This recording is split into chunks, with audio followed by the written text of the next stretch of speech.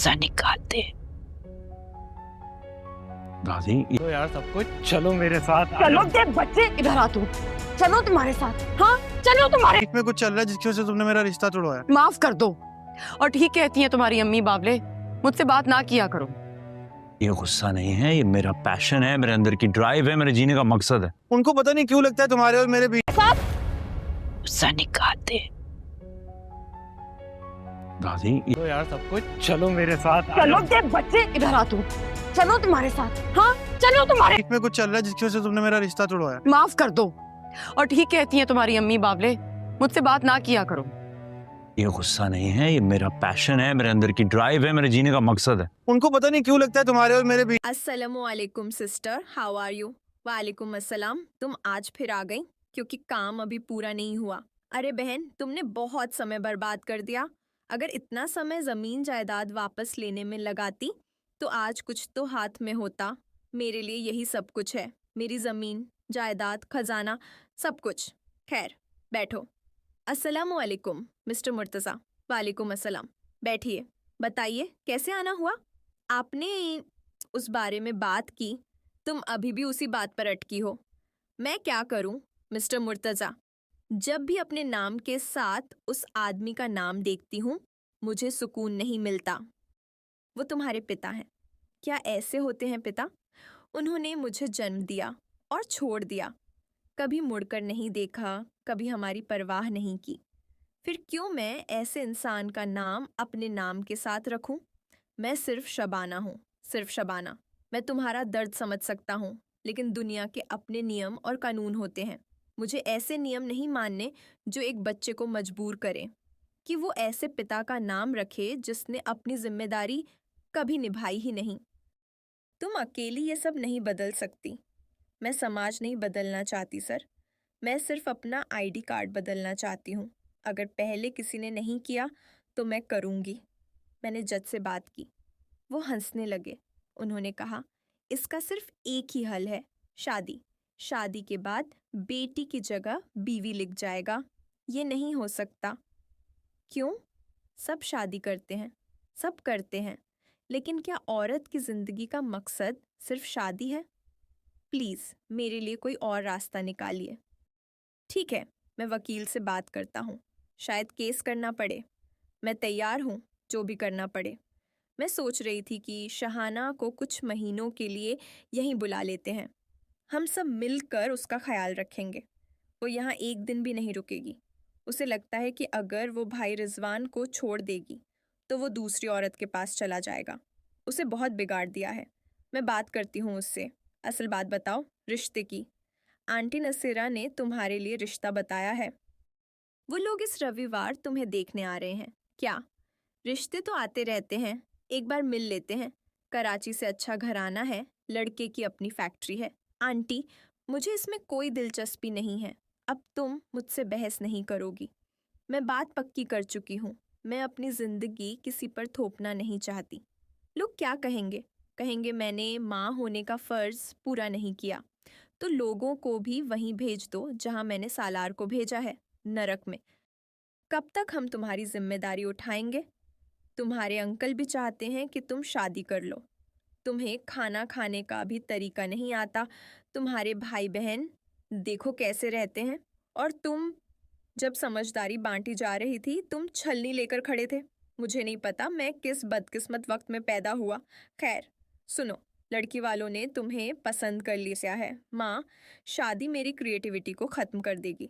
मुझे एक ख़ास लड़की चाहिए, एक खूबसूरत लड़की। और शादी के लिए नहीं, प्यार के लिए। एक ऐसा प्यार जो मुझे बर्बाद कर दे। बस अब तुम शादी करोगे। वो लोग मेहंदी में आ रहे हैं, तुम अच्छे से तैयार होकर जाना। मैं क्यों जाऊं जब मुझे शादी ही नहीं करनी? चुप, जो मैं कह रही हूँ वही होगा आगे की कहानी में। जब लड़के वाले आए तो पता चला कि वो आदमी पहले से शादीशुदा है और उसकी पत्नी बीमार है। शबाना गुस्से में बोली, आपको बहू नहीं नौकरानी चाहिए। मैं ऐसे आदमी से शादी नहीं कर सकती जो अपनी बीमार पत्नी का साथ देने के बजाय दूसरी शादी करना चाहता है। औरत कोई स्पेयर पार्ट नहीं होती कि एक खराब हो जाए तो दूसरी ले आओ। आप लोग यहाँ से चले जाएं। बाद में शबाना को रास्ते में एक लड़का परेशान करता है। वो उससे भिड़ जाती है और कहती है, मेरा नंबर कहाँ से मिला? फिर घर जाकर उसे पता चलता है कि एक जान पहचान वाले ने उसका नंबर दे दिया था। वो गुस्से में उसे डांटती है। हाँ, एक और सीन में शबाना गरीब औरतों के साथ हो रहे धोखे के खिलाफ आवाज़ उठाती है। वो सीधे कंपनी को फ़ोन करके कहती है, अगर ये सब सच निकला तो मैं केस कर दूंगी, और उनका काम वापस दिलवाने की मांग करती है। आखिर में घर वाले फिर से उसे शादी के लिए मनाने की कोशिश करते हैं, लेकिन शबाना कहती है, हर इंसान की खुशी अलग होती है और मैं अपनी शर्तों पर जीना चाहती हूँ। अस्सलामुअलैकुम सिस्टर, हाउ आर यू? वालेकुम अस्सलाम, तुम आज फिर आ गई क्योंकि काम अभी पूरा नहीं हुआ। अरे बहन, तुमने बहुत समय बर्बाद कर दिया। अगर इतना समय ज़मीन जायदाद वापस लेने में लगाती तो आज कुछ तो हाथ में होता। मेरे लिए यही सब कुछ है, मेरी ज़मीन, जायदाद, खजाना, सब कुछ। खैर, बैठो। अस्सलामुअलैकुम मिस्टर मुर्तज़ा। वालेकुम अस्सलाम। बैठिए। बताइए कैसे आना हुआ? आपने उस बारे में बात की, तुम अभी भी उसी बात पर अटकी हो। मैं क्या करूं मिस्टर मुर्तज़ा? जब भी अपने नाम के साथ उस आदमी का नाम देखती हूँ मुझे सुकून नहीं मिलता। वो तुम्हारे पिता हैं। क्या ऐसे होते हैं पिता? उन्होंने मुझे जन्म दिया और छोड़ दिया, कभी मुड़कर नहीं देखा, कभी हमारी परवाह नहीं की। फिर क्यों मैं ऐसे इंसान का नाम अपने नाम के साथ रखूं? मैं सिर्फ शबाना हूँ, सिर्फ शबाना। मैं तुम्हारा दर्द समझ सकता हूँ, लेकिन दुनिया के अपने नियम और कानून होते हैं। मुझे ऐसे नियम नहीं मानने जो एक बच्चे को मजबूर करें कि वो ऐसे पिता का नाम रखे जिसने अपनी जिम्मेदारी कभी निभाई ही नहीं। तुम अकेली ये सब नहीं बदल सकती। मैं समाज नहीं बदलना चाहती सर, मैं सिर्फ अपना आईडी कार्ड बदलना चाहती हूँ। अगर पहले किसी ने नहीं किया तो मैं करूँगी। मैंने जज से बात की। वो हंसने लगे। उन्होंने कहा, इसका सिर्फ एक ही हल है, शादी। शादी के बाद बेटी की जगह बीवी लिख जाएगा। ये नहीं हो सकता।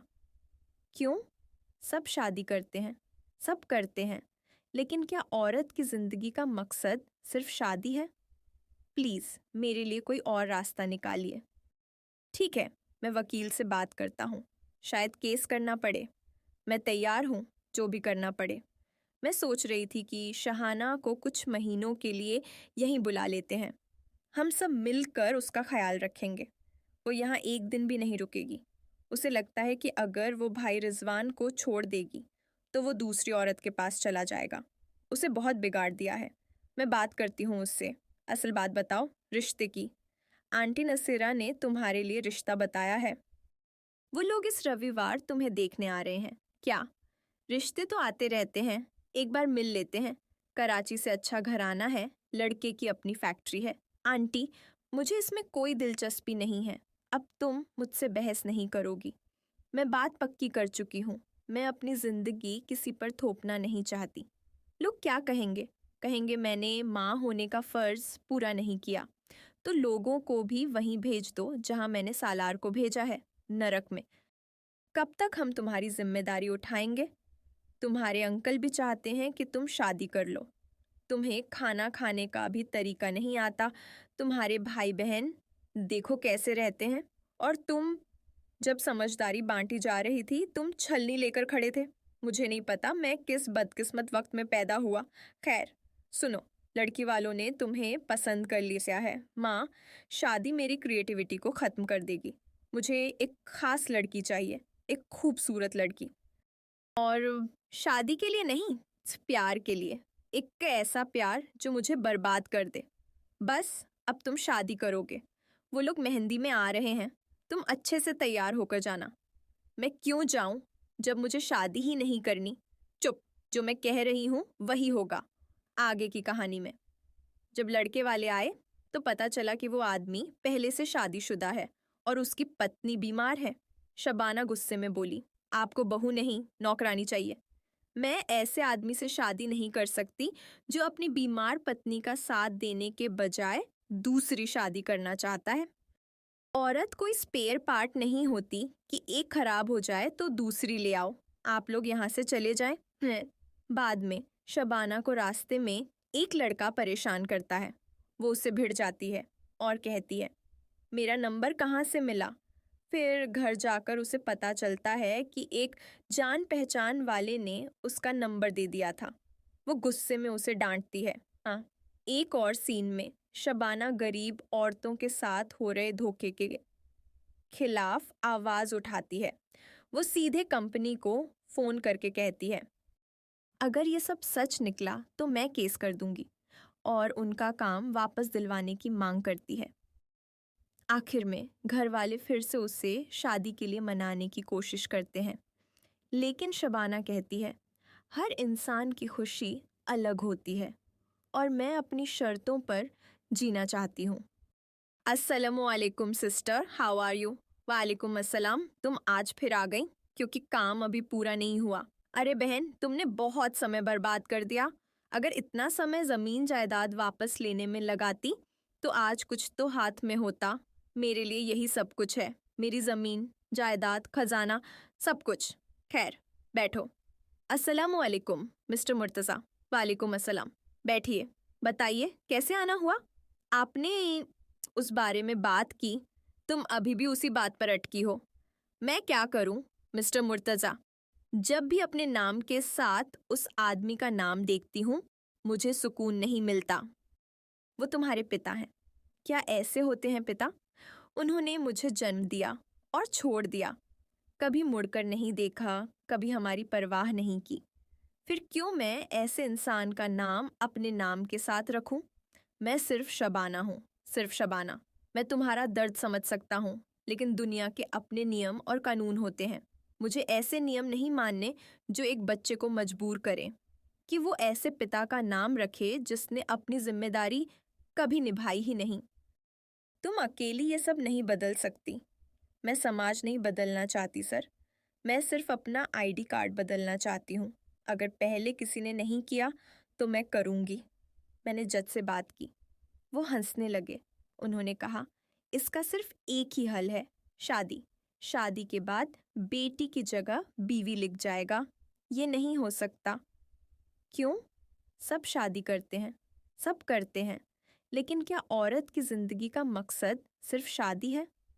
प्लीज़ मेरे लिए कोई और रास्ता निकालिए। ठीक है, मैं वकील से बात करता हूँ, शायद केस करना पड़े। मैं तैयार हूँ, जो भी करना पड़े। मैं सोच रही थी कि शहाना को कुछ महीनों के लिए यहीं बुला लेते हैं। हम सब मिलकर उसका ख्याल रखेंगे। वो यहाँ एक दिन भी नहीं रुकेगी। उसे लगता है कि अगर वो भाई रिजवान को छोड़ देगी तो वो दूसरी औरत के पास चला जाएगा। उसे बहुत बिगाड़ दिया है। मैं बात करती हूँ उससे। असल बात बताओ, रिश्ते की। आंटी नसीरा ने तुम्हारे लिए रिश्ता बताया है। वो लोग इस रविवार तुम्हें देखने आ रहे हैं। क्या? रिश्ते तो आते रहते हैं, एक बार मिल लेते हैं। कराची से अच्छा घराना है, लड़के की अपनी फैक्ट्री है। आंटी, मुझे इसमें कोई दिलचस्पी नहीं है। अब तुम मुझसे बहस नहीं करोगी। मैं बात पक्की कर चुकी हूँ। मैं अपनी ज़िंदगी किसी पर थोपना नहीं चाहती। लोग क्या कहेंगे? कहेंगे मैंने माँ होने का फ़र्ज़ पूरा नहीं किया। तो लोगों को भी वहीं भेज दो जहाँ मैंने सालार को भेजा है, नरक में। कब तक हम तुम्हारी जिम्मेदारी उठाएंगे? तुम्हारे अंकल भी चाहते हैं कि तुम शादी कर लो।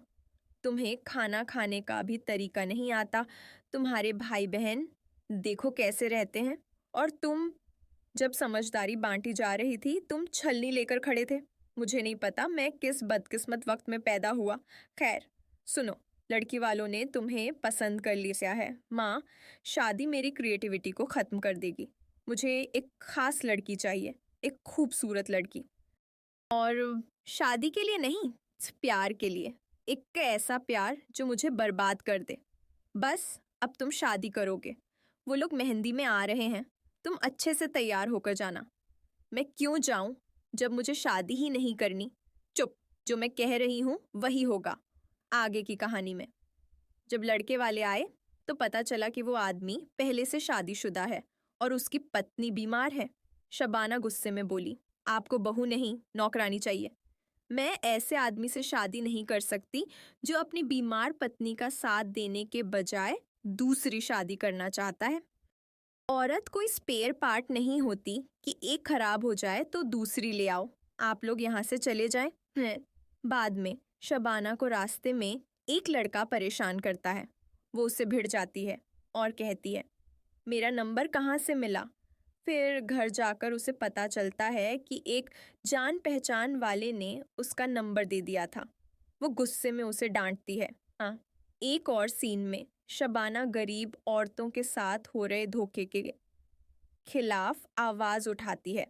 वो सीधे कंपनी को फोन करके कहती है, अगर ये सब सच निकला तो मैं केस कर दूंगी, और उनका काम वापस दिलवाने की मांग करती है। आखिर में घर वाले फिर से उसे शादी के लिए मनाने की कोशिश करते हैं, लेकिन शबाना कहती है, हर इंसान की खुशी अलग होती है और मैं अपनी शर्तों पर जीना चाहती हूँ। अस्सलामुअलैकुम सिस्टर, हाउ आर यू? वालेकुम अस्सलाम, तुम आज फिर आ गई क्योंकि काम अभी पूरा नहीं हुआ। अरे बहन, तुमने बहुत समय बर्बाद कर दिया। अगर इतना समय ज़मीन जायदाद वापस लेने में लगाती तो आज कुछ तो हाथ में होता। मेरे लिए यही सब कुछ है, मेरी ज़मीन जायदाद खजाना सब कुछ। खैर, बैठो। अस्सलामुअलैकुम मिस्टर मुर्तज़ा। वालेकुम अस्सलाम। बैठिए, बताइए कैसे आना हुआ?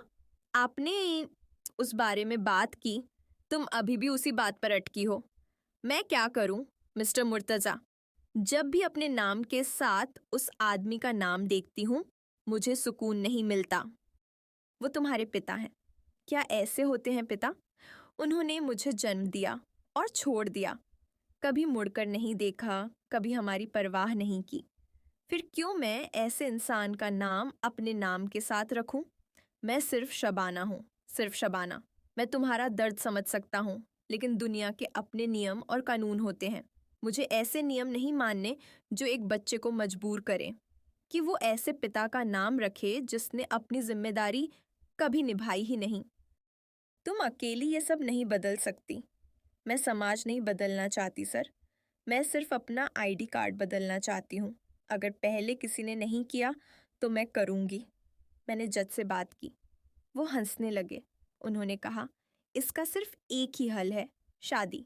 शादी के बाद बेटी की जगह बीवी लिख जाएगा। ये नहीं हो सकता। क्यों? सब शादी करते हैं, सब करते हैं, लेकिन क्या औरत की जिंदगी का मकसद सिर्फ शादी है? प्लीज़ मेरे लिए कोई और रास्ता निकालिए। ठीक है, मैं वकील से बात करता हूँ, शायद केस करना पड़े। मैं तैयार हूँ, जो भी करना पड़े। मैं सोच रही थी कि शहाना को कुछ महीनों के लिए यहीं बुला लेते हैं। हम सब मिलकर उसका ख्याल रखेंगे। वो यहाँ एक दिन भी नहीं रुकेगी। उसे लगता है कि अगर वो भाई रिजवान को छोड़ देगी तो वो दूसरी औरत के पास चला जाएगा। उसे बहुत बिगाड़ दिया है। मैं बात करती हूँ उससे। असल बात बताओ, रिश्ते की। आंटी नसीरा ने तुम्हारे लिए रिश्ता बताया है। वो लोग इस रविवार तुम्हें देखने आ रहे हैं। क्या? रिश्ते तो आते रहते हैं, एक बार मिल लेते हैं। कराची से अच्छा घराना है, लड़के की अपनी फैक्ट्री है। आंटी, मुझे इसमें कोई दिलचस्पी नहीं है। अब तुम मुझसे बहस नहीं करोगी। मैं बात पक्की कर चुकी हूँ। मैं अपनी ज़िंदगी किसी पर थोपना नहीं चाहती। लोग क्या कहेंगे? कहेंगे मैंने माँ होने का फ़र्ज़ पूरा नहीं किया। तो लोगों को भी वहीं भेज दो जहाँ मैंने सालार को भेजा है, नरक में। कब तक हम तुम्हारी जिम्मेदारी उठाएंगे? तुम्हारे अंकल भी चाहते हैं कि तुम शादी कर लो। तुम्हें खाना खाने का भी तरीका नहीं आता। तुम्हारे भाई बहन देखो कैसे रहते हैं, और तुम जब समझदारी बांटी जा रही थी तुम छलनी लेकर खड़े थे। मुझे नहीं पता मैं किस बदकिस्मत वक्त में पैदा हुआ। खैर सुनो, लड़की वालों ने तुम्हें पसंद कर लिया है। माँ, शादी मेरी क्रिएटिविटी को ख़त्म कर देगी। मुझे एक ख़ास लड़की चाहिए, एक खूबसूरत लड़की। और शादी के लिए नहीं, प्यार के लिए। एक ऐसा प्यार जो मुझे बर्बाद कर दे। बस अब तुम शादी करोगे।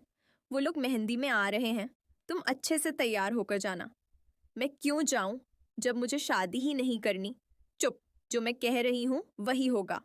आगे की कहानी में जब लड़के वाले आए तो पता चला कि वो आदमी पहले से शादीशुदा है और उसकी पत्नी बीमार है। शबाना गुस्से में बोली, आपको बहू नहीं नौकरानी चाहिए। मैं ऐसे आदमी से शादी नहीं कर सकती जो अपनी बीमार पत्नी का साथ देने के बजाय दूसरी शादी करना चाहता है। औरत कोई स्पेयर पार्ट नहीं होती कि एक खराब हो जाए तो दूसरी ले आओ। आप लोग यहाँ से चले जाएं। बाद में शबाना को रास्ते में एक लड़का परेशान करता है। वो उससे भिड़ जाती है और कहती है, मेरा नंबर कहाँ से मिला?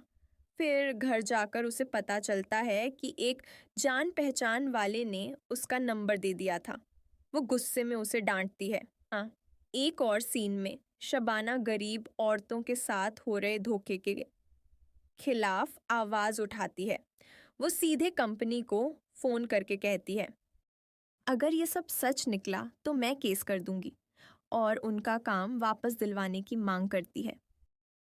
आखिर में घर वाले फिर से उसे शादी के लिए मनाने की कोशिश करते हैं, लेकिन शबाना कहती है, हर इंसान की खुशी अलग होती है और मैं अपनी शर्तों पर जीना चाहती हूँ। अस्सलामुअलैकुम सिस्टर, हाउ आर यू? वालेकुम अस्सलाम, तुम आज फिर आ गई क्योंकि काम अभी पूरा नहीं हुआ। अरे बहन, तुमने बहुत समय बर्बाद कर दिया। अगर इतना समय ज़मीन जायदाद वापस लेने में लगाती तो आज कुछ तो हाथ में होता। मेरे लिए यही सब कुछ है, मेरी ज़मीन जायदाद खजाना सब कुछ। खैर बैठो। अस्सलामुअलैकुम मिस्टर मुर्तज़ा। वालेकुम अस्सलाम, बैठिए। बताइए कैसे आना हुआ? आपने उस बारे में बात की, तुम अभी भी उसी बात पर अटकी हो। मैं क्या करूं मिस्टर मुर्तज़ा, जब भी अपने नाम के साथ उस आदमी का नाम देखती हूँ मुझे सुकून नहीं मिलता। वो तुम्हारे पिता हैं। क्या ऐसे होते हैं पिता? उन्होंने मुझे जन्म दिया और छोड़ दिया, कभी मुड़कर नहीं देखा, कभी हमारी परवाह नहीं की। फिर क्यों मैं ऐसे इंसान का नाम अपने नाम के साथ रखूं? मैं सिर्फ शबाना हूँ, सिर्फ शबाना। मैं तुम्हारा दर्द समझ सकता हूँ, लेकिन दुनिया के अपने नियम और कानून होते हैं।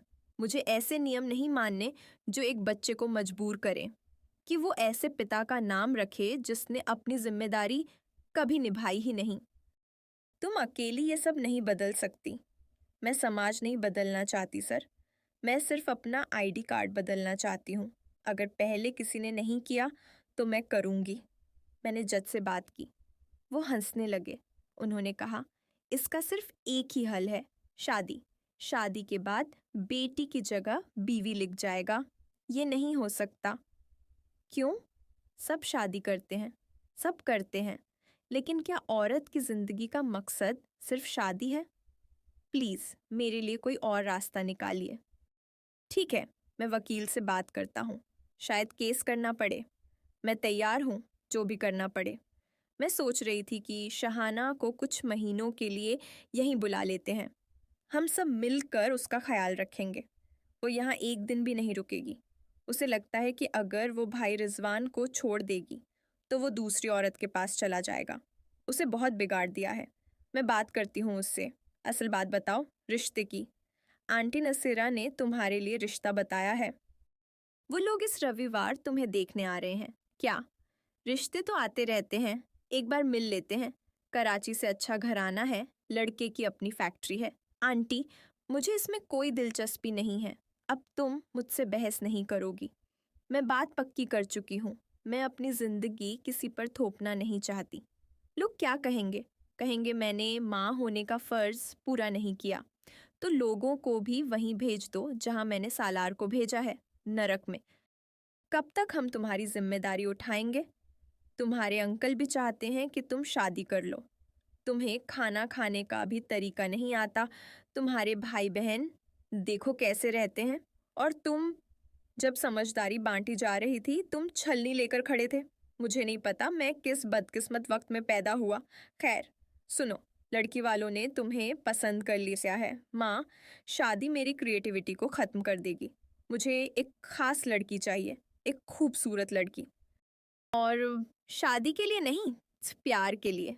एक ऐसा प्यार जो मुझे बर्बाद कर दे। बस अब तुम शादी करोगे। वो लोग मेहंदी में आ रहे हैं, तुम अच्छे से तैयार होकर जाना। मैं क्यों जाऊं जब मुझे शादी ही नहीं करनी? चुप, जो मैं कह रही हूँ वही होगा आगे की कहानी में। जब लड़के वाले आए तो पता चला कि वो आदमी पहले से शादीशुदा है और उसकी पत्नी बीमार है। शबाना गुस्से में बोली, आपको बहू नहीं नौकरानी चाहिए। मैं ऐसे आदमी से शादी नहीं कर सकती जो अपनी बीमार पत्नी का साथ देने के बजाय दूसरी शादी करना चाहता है। औरत कोई स्पेयर पार्ट नहीं होती कि एक खराब हो जाए तो दूसरी ले आओ। आप लोग यहाँ से चले जाएं। बाद में शबाना को रास्ते में एक लड़का परेशान करता है। वो उससे भिड़ जाती है और कहती है, मेरा नंबर कहाँ से मिला? फिर घर जाकर उसे पता चलता है कि एक जान पहचान वाले ने उसका नंबर दे दिया था। वो गुस्से में उसे डांटती है। हाँ, एक और सीन में शबाना गरीब औरतों के साथ हो रहे धोखे के खिलाफ आवाज उठाती है। वो सीधे कंपनी को फोन करके कहती है, अगर ये सब सच निकला तो मैं केस कर दूंगी, और उनका काम वापस दिलवाने की मांग करती है। आखिर में घर वाले फिर से उसे शादी के लिए मनाने की कोशिश करते हैं, लेकिन शबाना कहती है, हर इंसान की खुशी अलग होती है और मैं अपनी शर्तों पर जीना चाहती हूँ। अस्सलामुअलैकुम सिस्टर, हाउ आर यू? वालेकुम अस्सलाम, तुम आज फिर आ गई क्योंकि काम अभी पूरा नहीं हुआ। अरे बहन, तुमने बहुत समय बर्बाद कर दिया। अगर इतना समय ज़मीन जायदाद वापस लेने में लगाती तो आज कुछ तो हाथ में होता। मेरे लिए यही सब कुछ है, मेरी ज़मीन जायदाद खजाना सब कुछ। खैर बैठो। अस्सलामुअलैकुम मिस्टर मुर्तज़ा। वालेकुम अस्सलाम, बैठिए। बताइए कैसे आना हुआ? आपने उस बारे में बात की, तुम अभी भी उसी बात पर अटकी हो। मैं क्या करूं मिस्टर मुर्तज़ा, जब भी अपने नाम के साथ उस आदमी का नाम देखती हूँ मुझे सुकून नहीं मिलता। वो तुम्हारे पिता हैं। क्या ऐसे होते हैं पिता? उन्होंने मुझे जन्म दिया और छोड़ दिया, कभी मुड़कर नहीं देखा, कभी हमारी परवाह नहीं की। फिर क्यों मैं ऐसे इंसान का नाम अपने नाम के साथ रखूं? मैं सिर्फ शबाना हूँ, सिर्फ शबाना। मैं तुम्हारा दर्द समझ सकता हूँ, लेकिन दुनिया के अपने नियम और कानून होते हैं। मुझे ऐसे नियम नहीं मानने जो एक बच्चे को मजबूर करें कि वो ऐसे पिता का नाम रखे जिसने अपनी जिम्मेदारी कभी निभाई ही नहीं। तुम अकेली ये सब नहीं बदल सकती। मैं समाज नहीं बदलना चाहती सर, मैं सिर्फ अपना आईडी कार्ड बदलना चाहती हूँ। अगर पहले किसी ने नहीं किया तो मैं करूँगी। मैंने जज से बात की, वो हंसने लगे। उन्होंने कहा, इसका सिर्फ एक ही हल है, शादी। शादी के बाद बेटी की जगह बीवी लिख जाएगा। ये नहीं हो सकता। क्यों? सब शादी करते हैं, सब करते हैं, लेकिन क्या औरत की ज़िंदगी का मकसद सिर्फ शादी है? प्लीज़ मेरे लिए कोई और रास्ता निकालिए। ठीक है, मैं वकील से बात करता हूँ, शायद केस करना पड़े। मैं तैयार हूँ, जो भी करना पड़े। मैं सोच रही थी कि शहाना को कुछ महीनों के लिए यहीं बुला लेते हैं। हम सब मिलकर उसका ख्याल रखेंगे। वो यहाँ एक दिन भी नहीं रुकेगी। उसे लगता है कि अगर वो भाई रिजवान को छोड़ देगी तो वो दूसरी औरत के पास चला जाएगा। उसे बहुत बिगाड़ दिया है। मैं बात करती हूँ उससे। असल बात बताओ, रिश्ते की। आंटी नसीरा ने तुम्हारे लिए रिश्ता बताया है। वो लोग इस रविवार तुम्हें देखने आ रहे हैं। क्या? रिश्ते तो आते रहते हैं, एक बार मिल लेते हैं। कराची से अच्छा घराना है, लड़के की अपनी फैक्ट्री है। आंटी, मुझे इसमें कोई दिलचस्पी नहीं है। अब तुम मुझसे बहस नहीं करोगी। मैं बात पक्की कर चुकी हूँ। मैं अपनी ज़िंदगी किसी पर थोपना नहीं चाहती। लोग क्या कहेंगे? कहेंगे मैंने माँ होने का फ़र्ज़ पूरा नहीं किया। तो लोगों को भी वहीं भेज दो जहाँ मैंने सालार को भेजा है, नरक में। कब तक हम तुम्हारी जिम्मेदारी उठाएंगे? तुम्हारे अंकल भी चाहते हैं कि तुम शादी कर लो। तुम्हें खाना खाने का भी तरीका नहीं आता। तुम्हारे भाई बहन देखो कैसे रहते हैं, और तुम जब समझदारी बांटी जा रही थी तुम छलनी लेकर खड़े थे। मुझे नहीं पता मैं किस बदकिस्मत वक्त में पैदा हुआ। खैर सुनो, लड़की वालों ने तुम्हें पसंद कर लिया है। माँ, शादी मेरी क्रिएटिविटी को ख़त्म कर देगी। मुझे एक ख़ास लड़की चाहिए, एक खूबसूरत लड़की। और शादी के लिए नहीं, प्यार के लिए। एक ऐसा प्यार जो मुझे बर्बाद कर दे। बस अब तुम शादी करोगे। वो लोग मेहंदी में आ रहे हैं, तुम अच्छे से तैयार होकर जाना। मैं क्यों जाऊं जब मुझे शादी ही नहीं करनी? चुप, जो मैं कह रही हूँ वही होगा। आगे की कहानी में। जब लड़के वाले आए तो पता चला कि वो आदमी पहले से शादीशुदा है और उसकी पत्नी बीमार है। शबाना गुस्से में बोली, आपको बहू नहीं नौकरानी चाहिए। मैं ऐसे आदमी से शादी नहीं कर सकती जो अपनी बीमार पत्नी का साथ देने के बजाय दूसरी शादी करना चाहता है। औरत कोई स्पेयर पार्ट नहीं होती कि एक खराब हो जाए तो दूसरी ले आओ। आप लोग यहाँ से चले जाएं। बाद में शबाना को रास्ते में एक लड़का परेशान करता है। वो उससे भिड़ जाती है और कहती है, मेरा नंबर कहाँ से मिला? फिर घर जाकर उसे पता चलता है कि एक जान पहचान वाले ने उसका नंबर दे दिया था। वो गुस्से में उसे डांटती है। हाँ, एक और सीन में शबाना गरीब औरतों के साथ हो रहे धोखे के खिलाफ आवाज उठाती है। वो सीधे कंपनी को फोन करके कहती है, अगर ये सब सच निकला तो मैं केस कर दूंगी, और उनका काम वापस दिलवाने की मांग करती है।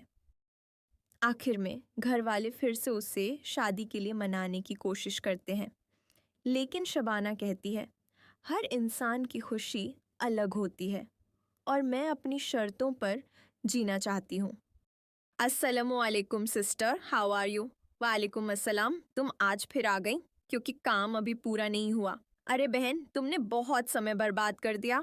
अगर इतना समय ज़मीन जायदाद वापस लेने में लगाती तो आज कुछ तो हाथ में होता। मेरे लिए यही सब कुछ है, मेरी ज़मीन जायदाद खजाना सब कुछ। खैर बैठो। अस्सलामुअलैकुम मिस्टर मुर्तज़ा।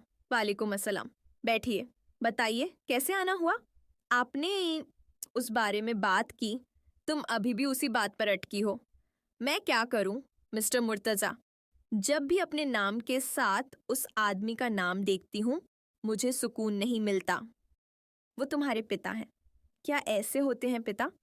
उन्होंने मुझे जन्म दिया और छोड़ दिया, कभी मुड़कर नहीं देखा, कभी हमारी परवाह नहीं की।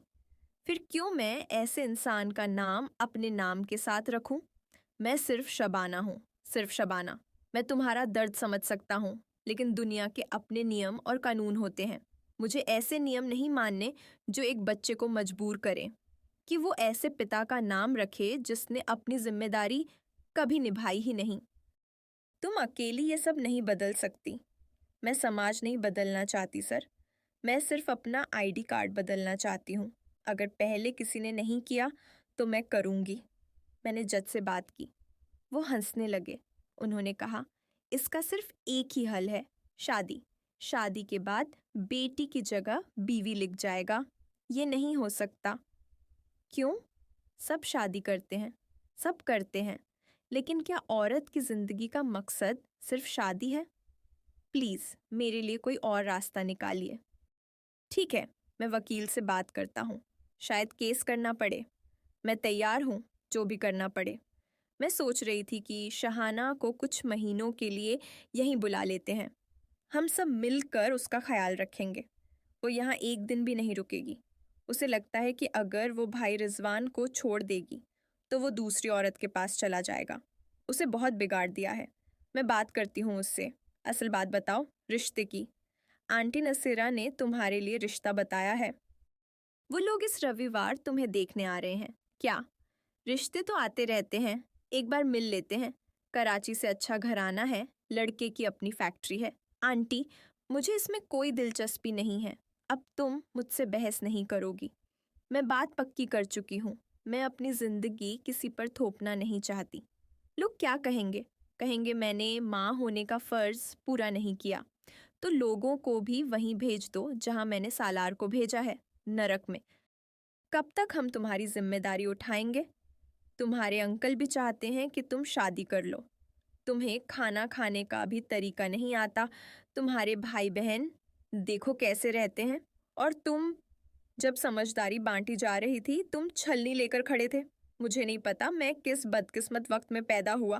खैर सुनो, लड़की वालों ने तुम्हें पसंद कर लिया है। माँ, शादी मेरी क्रिएटिविटी को ख़त्म कर देगी। मुझे एक ख़ास लड़की चाहिए, एक खूबसूरत लड़की। और शादी के लिए नहीं, प्यार के लिए। एक ऐसा प्यार जो मुझे बर्बाद कर दे। बस अब तुम शादी करोगे। वो लोग मेहंदी में आ रहे हैं, तुम अच्छे से तैयार होकर जाना। मैं क्यों जाऊं? जब मुझे शादी ही नहीं करनी। चुप, जो मैं कह रही हूँ वही होगा। आगे की कहानी में जब लड़के वाले आए तो पता चला कि वो आदमी पहले से शादीशुदा है और उसकी पत्नी बीमार है। शबाना गुस्से में बोली, आपको बहू नहीं नौकरानी चाहिए। मैं ऐसे आदमी से शादी नहीं कर सकती जो अपनी बीमार पत्नी का साथ देने के बजाय दूसरी शादी करना चाहता है। औरत कोई स्पेयर पार्ट नहीं होती कि एक खराब हो जाए तो दूसरी ले आओ। आप लोग यहाँ से चले जाएं। बाद में शबाना को रास्ते में एक लड़का परेशान करता है। वो उससे भिड़ जाती है और कहती है, मेरा नंबर कहाँ से मिला?